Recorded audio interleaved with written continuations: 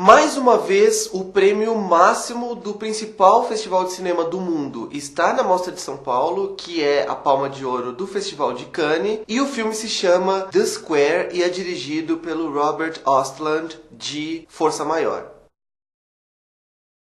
The Square, que poderia ser traduzido, se ele receber uma tradução literal no Brasil, o que eu acho difícil, porque normalmente, né, as distribuidoras acabam criando um título alternativo, com subtítulo, enfim. Ele seria melhor traduzido como O Quadrado, apesar de a princípio parecer que seria The Square de A Praça. Porque ele gira em torno de um curador-chefe de um museu na Suécia, que está organizando uma exposição chamada O Quadrado. E tem algo que se repete durante o filme inteiro, que é o slogan, mais ou menos, da exposição, que fala de um quadrado e que dentro do quadrado todas as pessoas são iguais, todas as pessoas têm os mesmos direitos, todas as pessoas têm as mesmas obrigações, né, os mesmos deveres. Um quadrado onde todo mundo é aceito e você já, pelo tom do filme, que é um tom mais alegórico, metafórico e até meio surreal em alguns momentos, você já saca que aquele quadrado é uma metáfora que pode ser tanto para a Europa quanto para outro elemento que eu vou falar um pouquinho mais à frente. E eu não gosto de ler crítica, de ver vídeo, de saber o que as pessoas estão falando sobre os filmes antes de eu ver o filme, de assimilar e de ter a minha própria interpretação. Então, quando o filme veio de Cannes, eu não li muita coisa, eu tentei não me informar muito sobre o que as pessoas estavam dizendo, apesar de saber que ele teve uma boa recepção, né, pelas cotações, pelas estrelas que os críticos estavam dando, sabe aqueles quadros de estrelas que vem de Cannes, mas eu tenho certeza, não tenho dúvida de que vai ter crítico, que vai ter espectador, que vai fazer uma crítica em relação às influências de The Square serem influências muito claras, principalmente influências do cinema do Buñuel, principalmente influências de filmes como O Anjo Exterminador e O Discreto Charme da Burguesia, porque esse quadrado, né, da exposição do filme, na verdade tem também e tem muito mais a ver com uma elite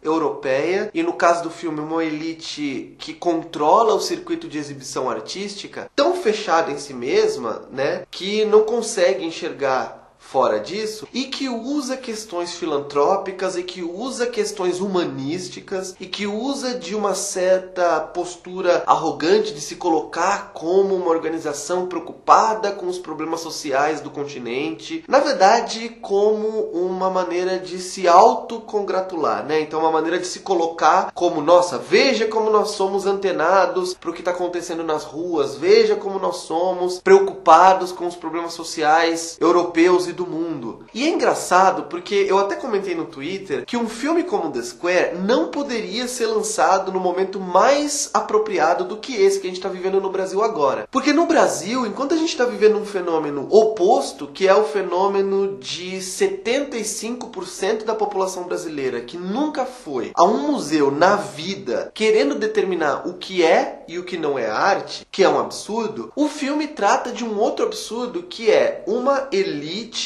um grupo muito fechado de pessoas também decidindo o que deve ser arte e o que não deve ser arte. Então, você já viu provavelmente aquela pessoa que tem aquela postura mais elitista de, não, porque funk é algo que tem que acabar. Inclusive, alguns tempos atrás aqui no Brasil, eu cheguei a ler uma notícia de um deputado, de um parlamentar, que estava querendo criminalizar o funk. Eu não lembro se era o Feliciano ou se não era, eu peço desculpas pelo deslize. Mas então, tanto uma pessoa iletrada, né? Tanto uma população iletrada artisticamente, que não faz ideia do que é arte, que não faz ideia do papel da arte, querer decidir o que deve estar no museu e o que não deve é ridículo, mas também uma elite que olha de cima e quer definir o que deve ou não deve ser consumido pela população. Inclusive tem uma fala do filme, o protagonista em um momento, ele fala isso, né? Ele fala, eu tenho contato com cerca de 391 pessoas na Europa, e é engraçado que ele chegue a esse número tão preciso, preciso, que concentra praticamente metade da fortuna do planeta. E são essas pessoas que financiam a arte, que financiam museus. Então tem cenas no filme de a equipe do museu recebendo doações milionárias, e isso realmente também preocupa, né? No sentido de não fazer muito sentido que essas pessoas ditem as normas do que deve ser consumido, do que deve ser apreciado, do que deve ser considerado de valor artístico. Mas eu realmente acho que, apesar dessas críticas, e eu acho que muita gente vai criticar o filme por ser óbvio demais nessas metáforas, eu realmente acho que o filme funciona muito mais como uma sátira nonsense, como uma sátira do absurdo, do que como crítica social propriamente dita. Então o filme tem vários set pieces, né? E o que é um set piece? Um set piece é uma sequência que funciona muito mais como uma sequência isolada, então ela tem meio que um fim em si mesmo, e ela consegue funcionar quase como um curta-metragem ali dentro do filme, do que como uma obra coesa, como uma narrativa linear. Então o filme já começa, por exemplo, com uma entrevista do protagonista à repórter vivida pela Elisabeth Moss, que é uma atriz excepcional, e é uma entrevista em que fica muito evidente que ele não é um cara que tem uma profundidade nos raciocínios dele, na visão dele de arte, que a imprensa faz parecer que ele tem. Então é engraçado que ela começa a usar frases que ele usou e citar opiniões dele, e ele não consegue desenvolver a partir daquilo, ou seja, ele não é capaz nem de desenvolver um assunto, ele não é capaz nem de formular um pensamento, uma teorização mais sofisticada sobre aquilo que ele mesmo disse. Então tem vários momentos assim, tem aquela conversa deles depois de transar, então mais pra frente, isso não é spoiler, porque não é importante, então depois que eles têm uma relação e que eles têm uma conversa absolutamente hilária sobre o que fazer com a camisinha depois, e é uma situação tão absurda que acaba sendo, primeiro, divertida, e que acaba sendo também desconfortante.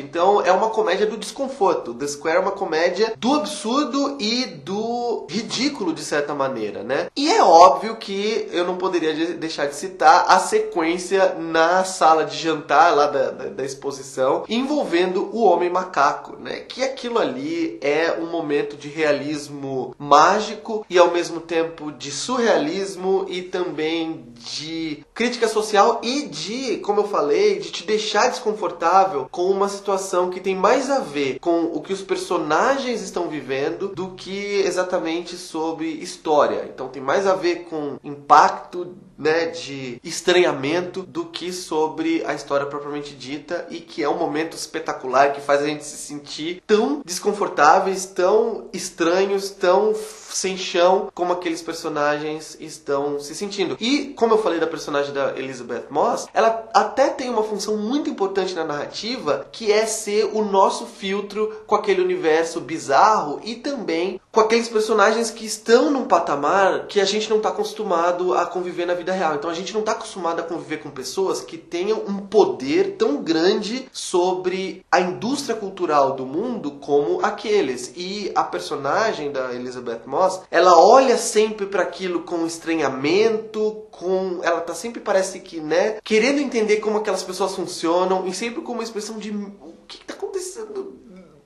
Não faz sentido. E de tentando se encaixar naquele universo, que é uma postura que a gente acaba assumindo também durante o filme inteiro. Então, se você está perguntando, sim, The Square é uma boa palma, e é um filme que faz, de certa forma, jus a uma tradição do cinema europeu e do cinema de vanguarda europeu lá dos anos 60, ou até antes disso, de ser alegórico, metafórico, uma comédia de erros, uma comédia do desconforto, e que tem muito de, como eu falei, Buñuel. E é isso, você está acompanhando a cobertura da mostra, tá tendo vídeo todo dia, curte esse aqui para mostrar para o YouTube que você gostou do vídeo. Não se esquece de se inscrever no canal, isso é muito importante para que o YouTube comece a colocar os vídeos cada vez mais numa posição de recomendação. Indica para seus amigos, usa as redes sociais para fazer isso, e vem aqui comentar o que você está achando da mostra, que filmes você viu, que filmes você gostou, que filmes você gostaria que eu comentasse aqui. Vai entrando em contato comigo através das redes sociais também, e é isso.